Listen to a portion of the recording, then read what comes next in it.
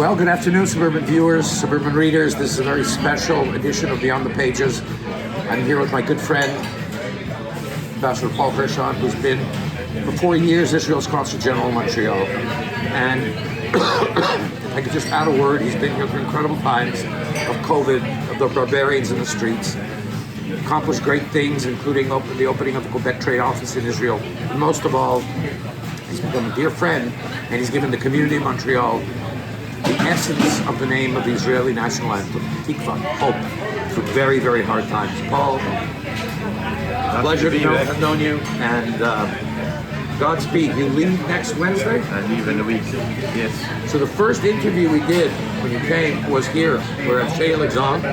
We did it on the terrace, but they were doing it at the Power Corner, where I do the interviews.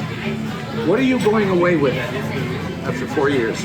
Both your impressions and your greatest sense of accomplishment. So, the biggest accomplishment without question is the opening of Quebec's office in Israel, and then a whole lot of other little things. I'm taking back with me wonderful memories of Quebec, of the Montreal Jewish community, a little bit, not enough of the Atlantics. So we should explain the Consul-General of Israel is responsible, in Montreal, is responsible for Quebec and the Atlantic provinces as well. Also some concerns, some disappointments about our relationship with Canada, about what's been going on in the streets of Montreal. But in the big picture, we've got way more friends here than opponents. Trade has grown, investment has grown. Tourism obviously is not doing that great at the moment. But it'll come back. We're not worried about that. We'd love to see Air Canada renew the flights soon. And we're generally optimistic. What I found, both among my colleagues in the French press, in electronic media, where I am frequently, I found that for some reason, I have my opinion about the reasons, there's a greater understanding of Israel's position and the threat of Islamism and of uncontrolled immigration among what one would call the independentist or the nationalist elements in Quebec than among the traditional groups where we would expect to see some understanding, including Anglophones. Have you found that? So there's no question that the English language media and the English language universities have been more antagonistic towards Israel than the French language. I think for a few reasons. First of all, just the academics or the media as well. The media as well. In the political element, we've got a lot of friends across the country. The government of Quebec has been the most solid and outspoken. So you could argue the political echelon as well. I think one of the reasons is that the English language academia and the English language media is slave to the United States of America. And they just follow, they just do what they see at Harvard, what they see at Columbia, and what they see at the New York Times. Whereas the French language have an opinion of their own. Now, they're also influenced because a lot of the coverage comes from AFP, the Agence French Press. So it's not as if it's black and white. But there's no question that the French language media, academia, and political echelon have more of their own opinion, and they're not. But that's not the only factor. There are other factors as well. I will say this, and that is in the business community, you don't notice this difference. The business community, not 100%, but in general, everybody I meet in the business community in Canada is keen and interested on nurturing ties with Israel. So do I, but I'm disappointed in the business community leadership not speaking out. Well, on the road, like downtown, we're in downtown Montreal, and there is now, just last week, finally, there are, not rumors, I know there are discussions going on among the merchants groups to actually go to court to stop these spontaneous 50-person Palestinian demonstrations because they want to get on with their business. But other than that, I don't see enough business people speaking.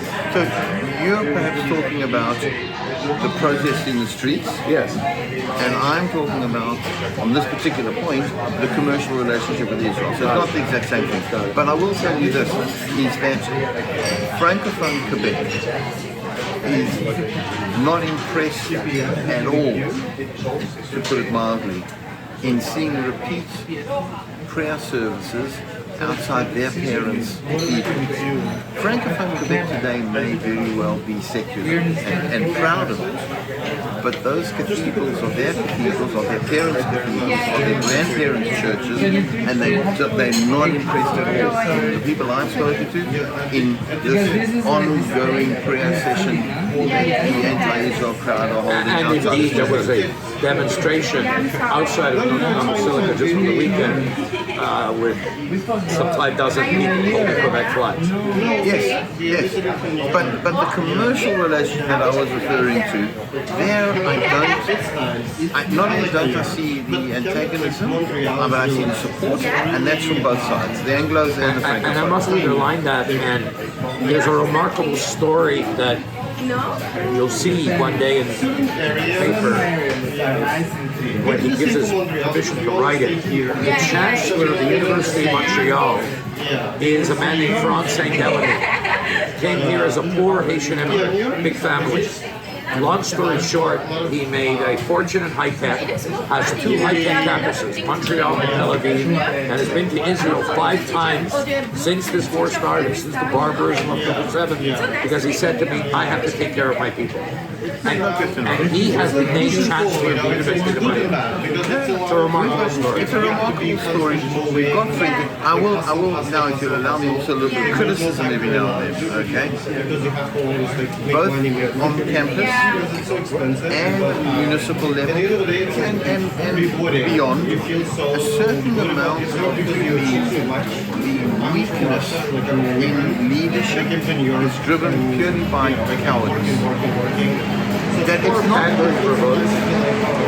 can be provoked, yes, that as well, but it's not, there are a lot of people out there in the university leadership, in the municipal leadership, in the national leadership that have been criticized for being weak on Israel, and it's not that they're anti-Israel or anti-Semitic, there are amongst them, obviously, okay? But it's more that they are cowards. They simply, which is a terrible thing because it's the wrong approach. Okay? But they're simply scared to take a stand. And you've seen the opposite with the government of Quebec. Yes. But the government of Quebec doesn't necessarily have the Authority on Montreal Island or beyond the borders of Quebec itself. But I don't want to only talk about the bad stuff. We'll be here until midnight without talking. It's been a remarkable stay here. This is a remarkable city. I see many similarities to Israel, Tel Aviv in particular. There's creativity here in Montreal. We see it in the culinary experience. We see it in the arts and dance, culture, music, theatre, and we see it in technology. Montreal, Quebec, Canada has got, in particular Quebec, artificial intelligence, gaming, animation, aerospace, the 3rd largest aerospace industry in the world. And it's this meeting of differences that Montreal Island has, the meeting of the Anglo and the Franco, the meeting of the immigrant and the native. It's a remarkably creative place and very much like Tel Aviv. What message do you have for Montreal Jews as you leave, who seek to amplify every episode to perhaps unnecessary heights? So, I'll start by saying that there's no question that there's been a wave of anti-Semitism, an unprecedented wave of anti-Semitism in the streets of Montreal. On the campuses, we've seen shooting, we've seen Molotov cocktails. Let's not pretend there's been nothing. I will say, the last 3 weeks maybe, I have asked myself the question, would I have been a Jew in 1930 who didn't leave Germany? Because I don't see and I don't feel the threat here in Montreal the way some people are saying it. The Jewish community of Montreal are amongst the builders of the city. They're remarkable stories. I'll give you an anecdote if you want. Yes, tremendous story. In a second. There's nothing to hide, nothing to be embarrassed about. I will say that I do think that Israel actually is a place that everybody should be living. So there's a sort of a balance that I've got to make here, okay? This is a remarkable city. I'll give you one little anecdote.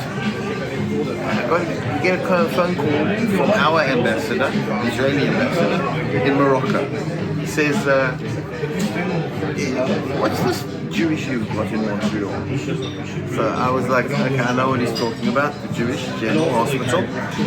So I said, how can I help? And the short story is this: there's a really important guy in Morocco, has two sons in the early 20s in Montreal, one of whom has a problem with his heart, the other one calls an ambulance, and off they go. And in the ambulance they hear the driver and the medic talking to each other, and the one says to the other, the Jewish school will go to, I don't want to name the hospital, but another hospital. Where they went, they weren't got the best treatment. He was discharged, was back at home, and the younger brother with the heart problem is asleep with a pulse of 30, pulse rate of 30, which is Not good. not good. And the other brother phones his father back in Morocco, tells him his story. The father hears this, including the comment of the Jewish school will go elsewhere. So he doesn't phone the Moroccan ambassador in Ottawa. And he doesn't phone the Moroccan consul-general in Montreal. And he could, because he's a guy who could do that. But he phones the Israeli ambassador in Morocco and he says, can you help me? He calls me, he says, what's the Jewish?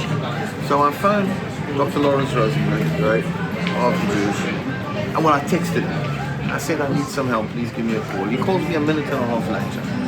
Anyway, the short story is, they went in, they got the most wonderful treatment. They were thankful for weeks and weeks and weeks. I was getting thank you messages, and the ambassador in Morocco was getting thank you messages. This community built that hospital, and it's building bridges for us around the world. Yes, it is. And I don't know if you can see this, but I've got to hold up Paul's tie, which is a field of blue with blue and white fleur-de-lis. Quite jealous of that, because my tie only has white fleur-de-lis. This is the latest version given to me by the Deputy Minister of International Relations for the government of Quebec. Okay. As a farewell present, I was in Quebec City. They didn't have to be two. I would be keeping them both. I'm very proud I'll of trade my... you. No. I'm keeping my Quebec tie. Let's end on a very cute and positive note. Paul has said in some of his speeches around the community bidding farewell that if he could, he would take the city of Montreal, transplant it to Israel, and he wasn't sure whether he'd be in Tel Aviv or Montreal. You still feel that way? I absolutely. I got into a little bit of trouble with my I know what I was about this. to say. I would consider leaving Tel Aviv if I could relocate Montreal to Israel. They have to be on the coast. It's near a beach. Yeah, that's one of the weaknesses. The only weakness of one. But we have beaches. I've been to the beach. But they're not. I mean, it's not Tel Aviv. No, it's not Tel Aviv is a remarkable. Maybe we just merge the two into one municipality. This is a remarkable city. This is an absolutely wonderful city. The Jewish community has been fantastic, but not only. I've spent a lot of time outside the Jewish community, in particular with the Francophone component of Montreal and of Quebec. I've had wonderful meals in Little Italy. I've traveled and explored the city and beyond. It's been a remarkable experience. I'm happy to go home. I'm sad to be leaving Montreal. Well, we're sad to lose you. I'm sad to lose you. You're a great friend. I wish you only good Thank you very things. much. And hopefully our paths will cross again. Yes, thank you. Montreal, till the next time.